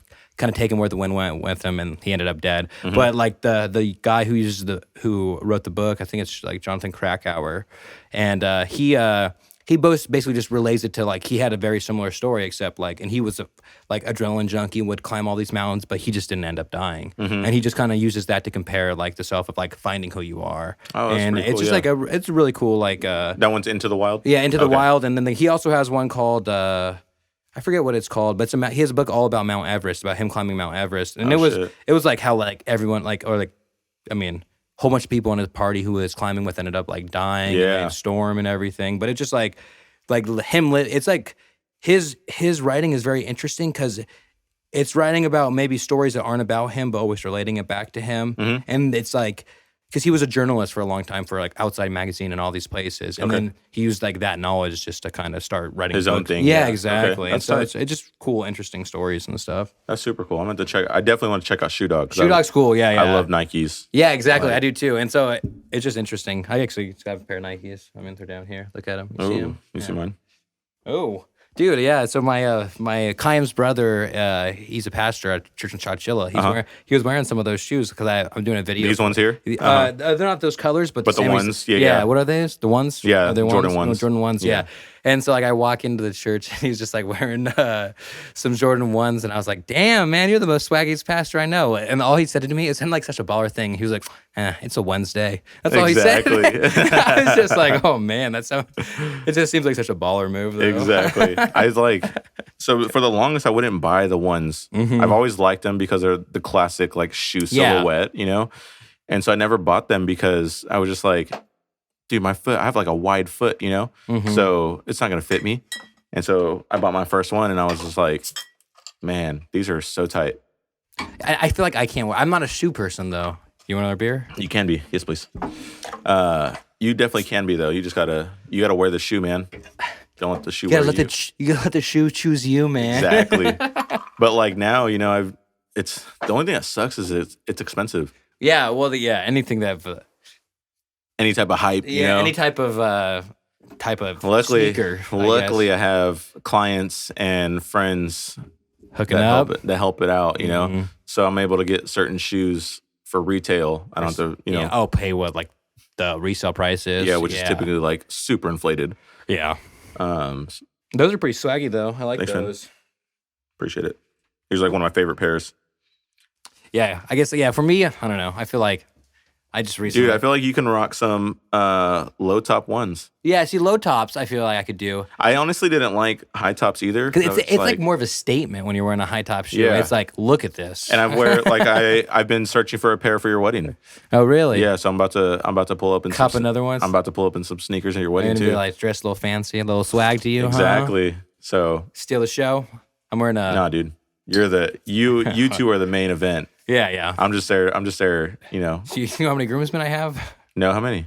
35? No, but I have 11 groomsmen, 12 with my little nephew. Dude. That's a lot. Yeah. Well, okay, we had 8, so I'm not as popular, but well, yeah. quite a So bit. mine was the same thing though, but it's like we were talking earlier about our friends and stuff, and so like, you like normally people like kind of separate from their friends growing up and stuff like that. Yeah, but for sure. For my friends, I've known all of them since I was like in 3rd or 4th grade. Even That's right. Some of them Yeah. before 4 years old, and so like. And you guys are all still friends. 8 or 9 of them, or from when I was like a child, That's and then super cool. the other like 3 or 4 are from when I met them, maybe my senior year or freshman year of college. I got Phil Or Starbucks, yeah. Phil and Duffy, like those are the other two. Phil, Duffy, and Jimmy are the last ones added. Yeah. But like still, I've known them for basically 10 years now. Dang, that's crazy, dude. You're old. Yeah, dude. Yeah.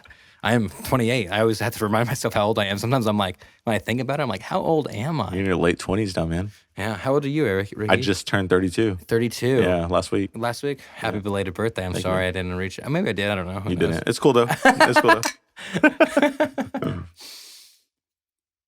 Yeah, it was... And I remember when I first worked at Starbucks, I used to think you were so much older than me. And I think it's just because you had so much facial hair Just a that I was beard. like, this guy, he must have his life together pretty well. He's got a beard. He must have everything together. Yeah, exactly. Little did you know. I was like, man, this guy has cheetah in his hair. Remember that? You had like blonde spots. No, in your I had hair. What was I had it? like a streak. I just had like a streak, like a blonde streak with my long ass mohawk. And you'd straighten your hair. I remember you'd be like, well, I got to straighten my hair this morning, man. I was Yeah, like, what? sorry, man. Had to blow dry and straighten it. Yeah. I stopped doing that. Did you? I'm just kidding. I just wear hats now, huh, man? Just wear hats. That's what I do. Keep too. a fade. Like, I'm and- just gonna wear a hat all the time. I know. No, I still do my hair, but it's not often. And it's It's just so much easier. Yeah. Just throw a beanie on, throw a hat on. Like The only thing I don't like about beanies is like beanie hair is the worst. I feel like because I put a beanie on, it's fine, but like if I put a hat on, take it off, it's flat, but then it'll kind of get out. Yeah. Beanie, it's like because it'll be like pulling this Oh, I hair know you're up in talking the about. back. You know what I'm talking Yeah, about? yeah. So it's just like all over the place. That's true. I feel like if I take it off, and I always get so hot that I'm like I panic. So you instantly I'm like, take it oh, off. like I rip it off. I can't do this Like, anymore. what's wrong with this guy? I feel so Dude, constrained. that's a Lindsay. She was like, I came home and like she was like trying to like write the wedding playlist and stuff like that, and I'm like, hey, like, what are you doing? Like, just chill, hang out with me, blah blah. And she finally like she was like, just like, what do you want? I'm like, what do you want? And I was like, I don't know, honestly. And then I just like, I didn't plan this far. yeah, I thought I didn't think you were going to say yeah. Yeah, exactly. And then like I didn't shut up for like an hour, and she was like, "Wow." She was like, and then I do this thing where I talk, but I start cracking myself up. Yeah. Like, and it's like not always the appropriate time to start cracking up, but like I'm trying to make her laugh, but I'm making myself laugh. Yeah. And she was just like, And she just gets irritated. Yeah, she gets irritated, but then she'll start laughing at the fact that I'm making myself crack up, and I'm like, it's working a little bit, right? Like. Come on now. Yeah, ta-da. Look at the monkey dancing over here. Exactly. Oh, that's hella funny, dude. That's kind of, that happens to me a lot. I'll just like, I probably annoy Amy more than I Oh, yeah, make that's her what I feel laugh, like, too. And she doesn't think I'm funny. And I feel like, I feel like I have some pretty You're good. pretty funny, yeah. I feel like I have some good But shots, I mean, I think know? you think I'm pretty funny too. And so Yeah. I think And then we ask our wives, and they're like, no. No, yeah. No. And Briley now is just like Amy. She's like, no, Dad. I'm like, all right, cool, whatever. And Briley is 7, and She's then 7. Beckham's 2. Beckham, is that his name? Beckham. Beckham, he's 2. Yeah, he's 2. And he's almost, is he almost 3? No, he just turned 2 in September. Oh, okay. Really? Yeah. So, feel 2 like- kids, man. Yeah. We're Dad life. You have a house up there in Roseville too? Yeah, bought a house last year, so we'll be in there for a year during next pandemic or right before? Everything was during pandemic. So were you already in the process of buying it prior or no? Yes. So we sold our house out here in Atwater in March, right after we shut down. We sold our house and signed escrow papers in May for the house. They broke ground in June. They built the house, and we moved in November. Oh, okay. So you had the house built? Yeah. Yeah, and it was obviously a slow down process than what it would have been. Yeah. We ended up getting pushed out 2 more weeks. We were supposed to close the day before Halloween last year. It was 2 more weeks. Damn. So you moved We were waiting for windows. You moved in when then? We moved in like November. Damn. 14th. So everything finished or like paperwork and stuff when? November 13th. Oh, November 13th. Yeah, and then I ended up canceling my appointments for like that next day because I worked. We signed on Friday, signed all the papers, gave us the keys Friday, and then Saturday I was like, all right, let's go. I ended up canceling. I moved my appointment, and then I took the week after that off anyways. So so you just kind of might have took that 2 weeks off basically then, right? No, it was like a week and a day. Oh, okay, yeah. So I just did that, and we did all the moving. In 2 days. Such a bitch. Sucks, dude. I fucking hate moving. Moving's literally the worst. Because like even if you do it, organize it the best way you can, it still is like not good. Exactly. Like not good enough. And like, you'd tell everybody like, hey, you guys want to help us move, And everyone's like looking at you like, why? I've helped my friends. Yeah, or I've had my friends help me move so many times. And like it's one of those things too where I'm like, hey, like I'm asking you guys because you guys can ask me on the flip side. So it's like, you guys want pizza and beer? Fuck this, dude. Yeah. But I always try to get enough people to where it's like, oh, that's it? Like, you know what I mean? Yeah, like, exactly. Like try to get to like, if you get like 6, 7 people, then it's really like, okay, 2 people are moving this couch, 2 people are moving this bed. Yep. It makes it so much quicker. The thing that pisses me off the most, if you go to somebody asks you to move or help them move and you go to their house and nothing's packed up, I'm like, no, I'm not going to help you. Pack up your stuff and then I'll help you. I'm not going to help you pack your stuff and then. We knew roughly when we were supposed to move out. So we had the original date was like October 30th. Today.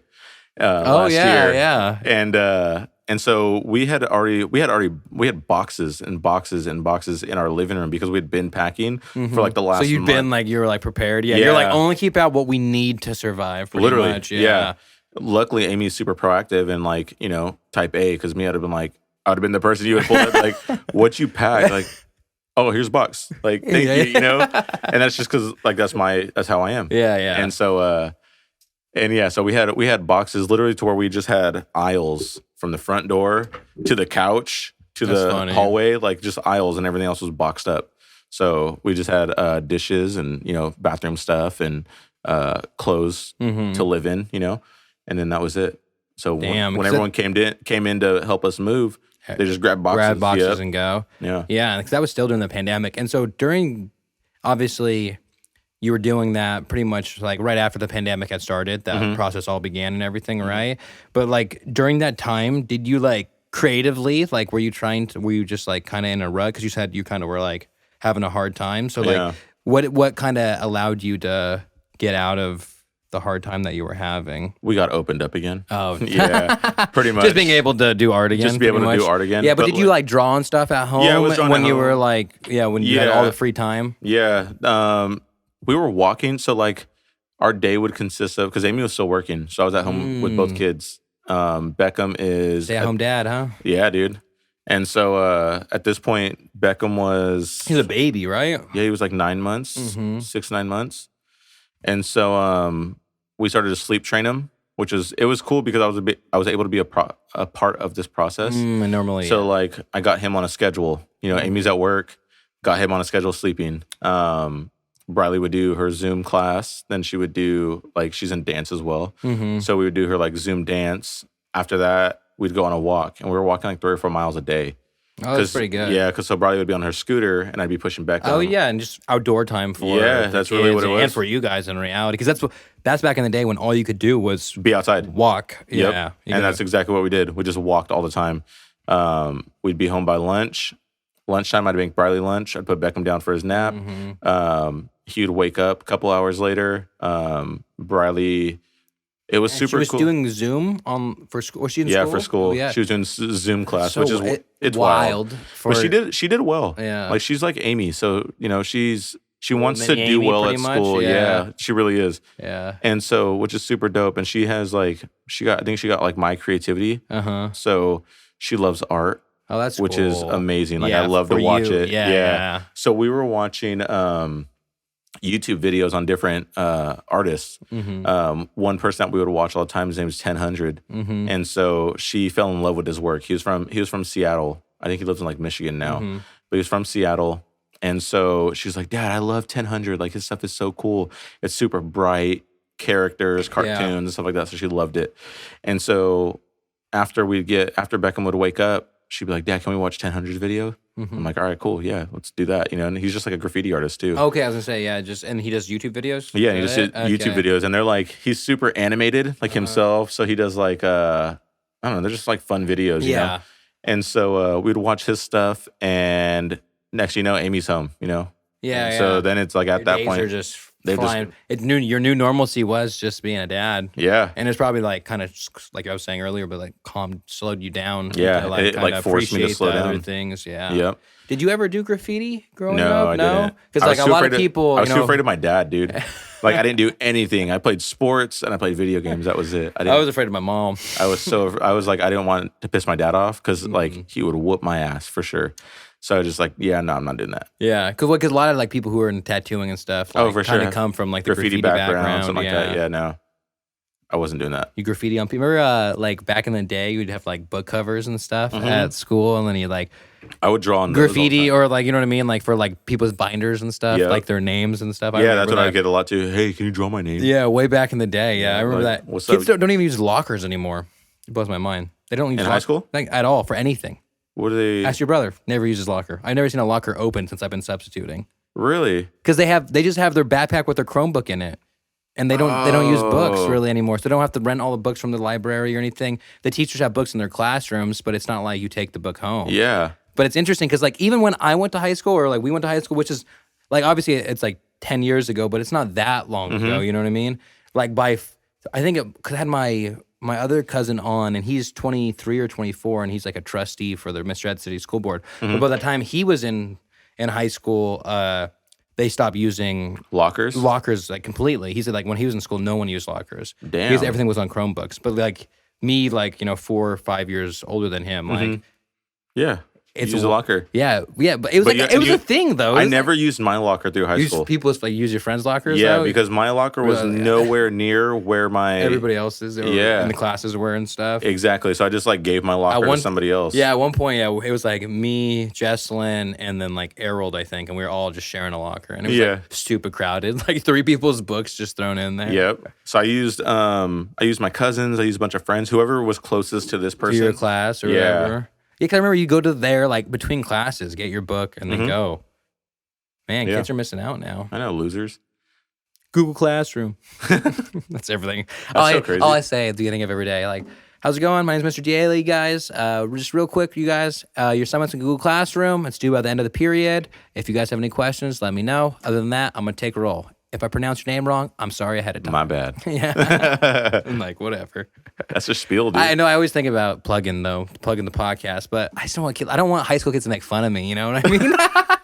You don't want to get bullied by all your kids. I really don't. Like they're funny and mean. Like, you know what I mean? Like they're gonna like be pretty witty with the stuff they say. Dude, and there's no censor. Yeah, exactly. Oh, that's so funny. And they have no respect for a substitute either. So it's like, what am I gonna put? Like, bastards. I was just trying to promote my podcast, and your student made fun of me. Like, what? Or you just rip on them. Yeah. Like, tight, dude.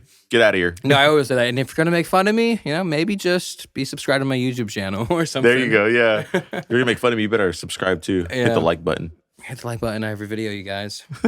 Yeah, but I'm gonna make an ad pretty soon here for a real talk. Just kind of like something like, are you from the Central Valley? Like, do you want to listen to the talented people who are from the community and blah blah blah? Yeah. Just kind of something because I haven't promoted it really at all, or I haven't at all. Which is tight. Yeah, exactly. So I feel like you get a lot of views. Yeah, I get it more than I thought, and it's kind of all over the place because I have YouTube, but like I also have like more people listen to it on audio than they do on YouTube. Through like Spotify and Apple Podcasts and all that. But I also have no idea like because it only shows you downloads. So I know. Did anyone reach out? Because remember, like Alaska, and there was something. Oh yeah, like, no one ever overseas? did. Yeah, I was like calling them out, asking them. They still watch the podcast, and I'm like, hey, Alaska. They're all shy. Alaska people, message me, please. Say what's up. Don't be shy. Yeah, exactly. No, yeah, I have no idea who's over there. Yeah, it's weird. But yeah, and I only know downloads, so I don't know how many people are just watching it who don't download it. And so it's based. So I have a guesstimate of like 200 to 500 people Per podcast. per podcast. That's pretty tight, dude. Yeah, so it's a good amount, but in reality, I'm just Having fun. having fun. Yeah, I don't know. Yeah, exactly. I would say like I don't know what I'm doing. I feel like that's cool though, because I feel like once like with Joe Rogan, Mm-hmm. I mean, it may still be fun for him, but it's like you're just having fun talking Yeah, to yeah, all your boys, and Yeah, exactly. once I feel like once it turns into work, then it's like, fuck, now I got to go like Yeah, record exactly. a podcast, so Yeah. to keep it going every week. And like right now, obviously, it feels like a little work to me, but that's because like Duffy's doing obviously the audio part of it, but then I'm like editing the video, editing the promos, and I don't have to do all that, but I feel like I need to do it. yeah, So that's and why it looks good. Yeah, exactly. It You're just doing all the footwork now, man. exactly, and so I'm looking forward to the day when I can like Have a team. yeah hire somebody to You're just a personality. yeah, exactly. Well, we want Duffy to get like to be able to, because I'm recording everything through my computer, but to be in the other room recording everything on his computer, and him have a mic out there too. So basically, He just could be the Jamie? Jamie, be Yeah. my Jamie. He already is my Jamie, but You got to have him like have a little setup. For if him somewhere this where- room wasn't so small, both my rooms are so small that even my other room we can do it. But this one, at least, even if he's just out there, it's whatever. They can also. Anytime anybody's like fact check us, look it up real quick, please. yeah, exactly. Why you have to put a TV right there, man? Oh, yeah. Look up here real quick. Joe Rogan's new studio. He has like a TV like right here, but Yeah. like Where they're you can so see it. old. Like when they look at it, it's like against their face. Like you just see it shining, and I'm like, damn, like puts in perspective. His new spot's pretty cool too. Yeah, I like it. I like the whole vibe of the new spot. And his sign's dope. Yeah, it's really cool. Yeah, I like those typo signs. Yeah, And they get everyone one. also thinks my sign's real. Sorry, you guys, it's not. If I'm being 100% honest with you, I'm kind of disappointed. Yeah, 'Cause I thought it was real. Yeah. Like, wow, he moved his sign to his new studio. Look at him. I was like, man, I came here for the free beer and the sign, and Yeah, I I only know. got one of them. Yeah, yes. Maybe I'll just edit this out so no one knows it's fake, huh? Just keep the dream alive. Yeah, exactly. But it's also like I looked into how much because A neon sign is. yeah, they're stupid expensive. Yeah. They're like over $1,000 for like the size that I wanted. I was like, I'm just okay. What's up with your sponsors? They're not Alien, where you at? alien. Marcus Rodriguez. I'm just kidding. I need a sign. No, that shit's fucking stupid expensive. I was like, oh, and then Harold was like, oh, I think for your wedding. He's like, how much does a sign cost? I'll buy you a sign for your podcast. And then he was like, bro, I looked that shit up. I was like, yeah, I wasn't expecting you to buy it, man, but I appreciate. And a couple people were like, yeah, what do you want for your podcast for your wedding? I was like, I'm just saying, a bunch of your friends collectively yeah, Buy him for a my sign. wedding gift. buy him a sign. I don't even know if this podcast will be out by my wedding. Yeah. Who knows? Sure, Lindsay would be so pumped for you to get a sign for your wedding gift. $1,000 sign. She's like, yeah, we couldn't have used that around the house somewhere, Micah. I was like, hey, I'm really taking fake it till you make it to a new level, okay? Just don't be selfish right now. Like these chairs my cousin from Portugal bought me though for the Perfect. yeah, he was like, what do you want for your wedding? He's flying out for my wedding too. Oh, it's tight. Yeah, it's dope. Yeah, so I'm really excited I about met that. him. I think you did. Because he was staying with me when we worked at Five Corners when we Yeah, first visited. I'm trying to think if I met where I met him. He probably came with me to Starbucks, honestly. could've. Yeah, that's probably what it I would was. assume that. Did he ever come to my house? I don't think so. Because remember we used to just party all the Yeah, time. I remember. Yeah, I went to your house a couple times for partying. Yeah, we would like close and be like, "Hey, do you want to come over? We're gonna play beer pong." Okay. In your garage, Yeah. in your little garage area. It's a good like hangout place. Yeah. And it was detached. So, Yeah, I was like, so if you were passed out or something, when you sleep. dude, we'd wake up all the time with like people just asleep in our living room. That was like you went to the garage parties, right? Didn't you go to a few of them? No, You never went to the garage? nope. Are you sure? I swear. I'm sorry. I know exactly what you're talking. No, Yeah. that's fine. That's cool. I feel like you had to have been invited at some point because I would invite everybody, like even on my story. Whatever, man. Whatever. You for sure were invited awkward. to a party once or awkward. twice. I'm trying to think. Okay, I remember getting fucked up with you, but I'm trying to think. I can't think of any specific instances. Well, Jeremy's house. Well, I mean, I would always get fucked up at Jeremy's house. But I never went to Jeremy's. you went to house. once. We saw you one time there. You like it was like you just like you didn't normally go, but one time I remember you were there. And they're like, Ricky's here, Micah, come. And I was like, okay. Oh yeah. Yeah. Like Jeremy, I know exactly. Yeah. At his apartment. Yeah, a little tiny apartment. Yeah. It's the studio apartment, but it was just we're all rocking out. That's right. Yeah. Dude, I know. Everyone they turned like Britney Spears and go crazy. Dude, yeah. Like you would think that there was like a whole bunch of people partying there. I remember me and you be sitting on the couch. They turn on Britney. They're all dancing and everything, and we're just like, dude, what? Jillian, Jeremy, and then Paul. Paul would get pretty. And then Pow, Paul, and Ehang, man. Yeah. That was like that and Zach, and then I mean that was pretty much like the main. Who else from that store? But I feel like that was it. That was like the main hangout group that people who everyone, and then you, and then that's like everyone who hung out. Freaking Pow, dude! I remember every day we'd come in. I'm like, "What's up, Pow? How are you, man? Tired? Just want a blue moon." Yeah. Oh, me and my homies were drinking. Every story. And then I remember one time I was like, we're talking, and I was like, "Oh, you guys know who Dumbfounded is? You remember Dumbfounded?" Mm-hmm. And they're like, "You know who Dumbfounded is?" And I was like, "How do you guys know him?" They're like, "We're Asian, man." Yeah, like, and I was like, "Oh, I guess that makes sense. Why you guys are surprised that I know who this guy is?" And I was like, "He's dope, man." We really like him. Yeah. Or Paul. What's up, Paul? How you doing? That's okay. Yeah. Okay. All right. Whatever. You know me.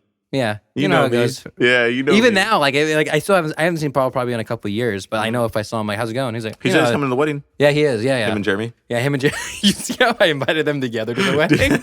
It was just like we were like slow on space, and like we didn't have room for plus ones, and so I was like, just invite them together on one thing. And then Lindsay was like, "Oh, is Jeremy and like his boyfriend coming?" And I was like, "No." Like I invited them together, but then, but they're like they're not together at all. But they still hang out. I like I don't know. I think they still hang out like at least a couple times a week.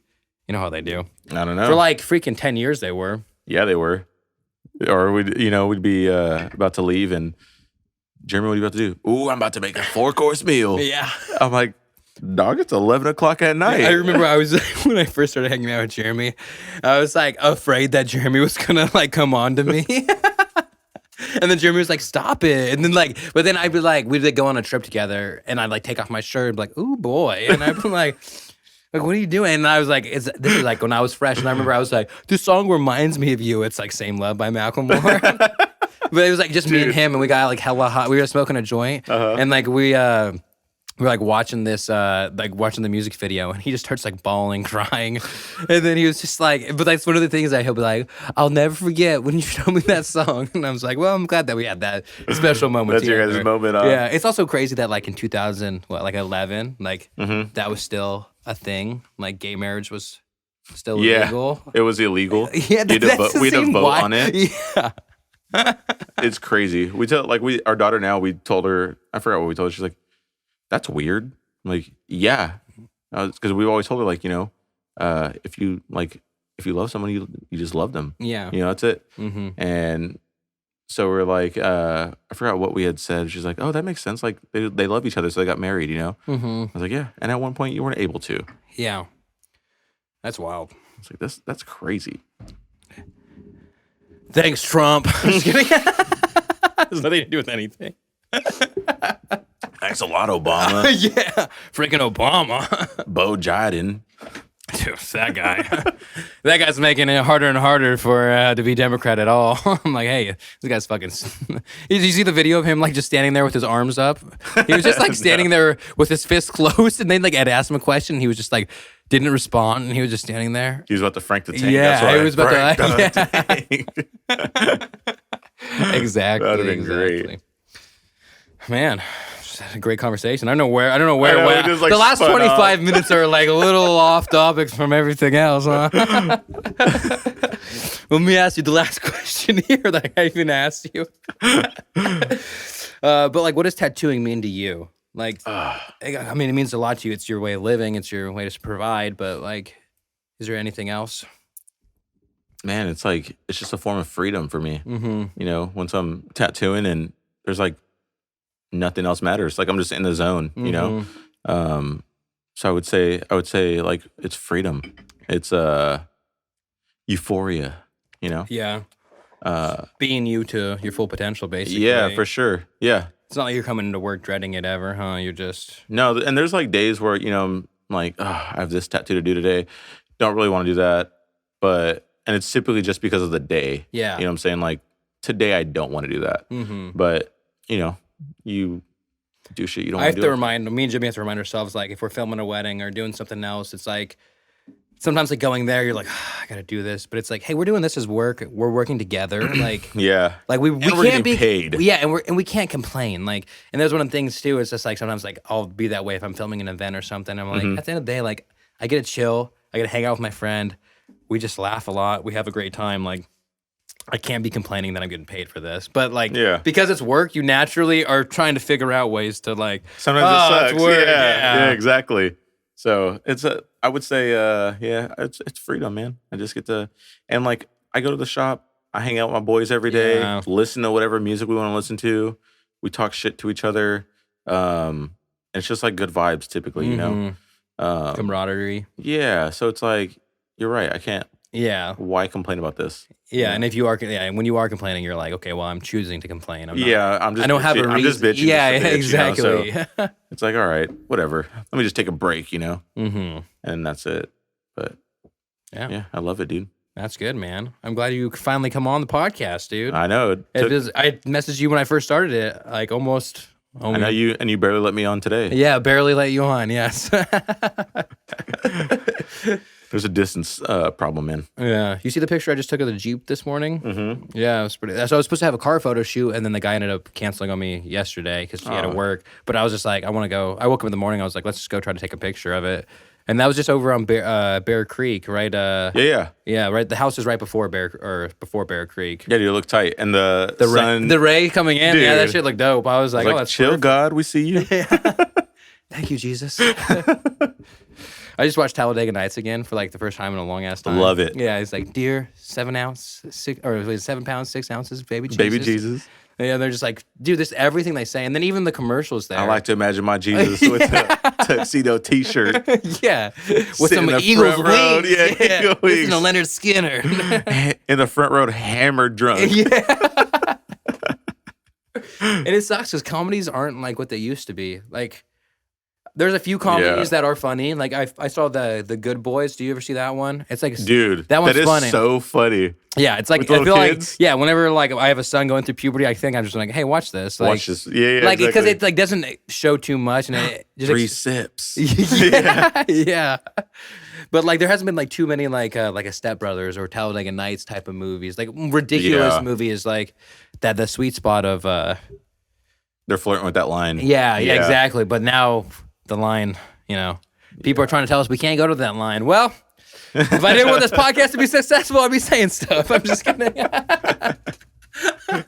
We did watch Ted Lasso. Have you seen that? I haven't seen that. Dude, it is so good. And it's like wholesome. HBO, right? Or no, it's on Apple TV. Oh, okay. It's so nobody watches it. I'm just kidding. Dude, it's so good. It won like 6 Emmys. I saw it. Yeah, it's the guy is Jason Sudeikis. Is that who it is? Right? Yeah. Okay. Dude, it's so good. About. There's like wholesome puns, but they're just so funny. I recently started Modern Family. Have you ever watched Modern Family? No. Have you ever seen? Do you like The Office or no? Dude. No. I'm just gonna say this is a unpopular opinion. You don't like The Office? You're not a fan of it? I think that The Office is overrated. No, I do think that it can. Yeah, it's definitely overrated by how much people love it. Mm-hmm. But I'm on the I fall on the end of. I've rewatched it like 6-7 times. You know what I mean? But I like the mockumentary style of like. Oh yeah. You know, So Modern Family is that same thing. Honestly, I feel like you would like it because it just like takes you through like them as children to like them as adults. Okay. And it's like that same type of vibe of like it's like they're having interviews of like with a camera of like that's not what happened as like something happening and stuff like that. But it's really funny. Well, see, like there's some parts of The Office I think are funny. Yeah, but it has like this like dry cold humor. Following. Yeah. No, I like the dry humor. Oh, so it's just the cold. But I think the cold following, I'm just like, it's not that funny. Yeah, it's funny, but not that funny, you know? Yeah, no, I know. So, I feel you. Because there's things like where I feel the same way about other stuff. But like I said, I mean, so my podcast talk about my favorite show. I'm just kidding. I'm either gonna get flamed in the comment section or fuck this guy. Isn't like The Office. His tattoos suck anyways. No, speaking of, so I'm gonna get 209 tatted on me, bro. Dude, let's do it. I don't know where. Yeah, I can feel the print at this side. Are you really getting 209 tattoos? Yeah, I am. Really All gonna right. get 209. Yeah, so I'm gonna get. This is the background. I'm gonna get the background on this one, and then I'm gonna get a martini glass somewhere right here. I don't know what. I want to do something a little different. So Okay. I'm gonna give you pretty much creative freedom on. Perfect. Yeah, exactly. I figure. Perfect. Yeah, you'd like that. That and then I gotta get 209 tatted on me somewhere. I don't know where, but. Just do it on your face, man. I said that to Lindsay. I was actually going to just get 209 right here underneath my eye, like, or straight down like that. Do it straight down like a tear. I cry for my city. All right, here. Did you ever have that? I've never done that. No. I feel like somebody did. Don't do it. I mean, I don't want. I would never. I've never done a lip tattoo. I feel like it'd be nasty. Would the person just sit there like this too? Yeah, you had to hold it open. I'm just like, dude, I And don't they want to be dry it off. I don't want to be in your over. mouth. Like, that's disgusting. You just sneeze, you know, like And that's just. I feel like that'd be a little more sensitive. it than falls fucking- out too, so it doesn't. It won't Yeah, hold. it doesn't hold. Huh? Yeah. So fuck Yeah. that. Don't Fuck do it. Well, Ricky, hey, cheers. I know yours is empty, but thank you for being here. I appreciate you having me, man. I'm I appreciate. glad you that making we were the time. able to Yeah, finally make this happen. just catch up in reality. Yeah, yes. We were solid talking about tattooing for like 30 minutes. And we just ran through this whole thing. We were just like, you're like, where was I? I was like, I don't know. They'd be like, just fast forwarding through it. Like, come on. No, it was good. Alrighty.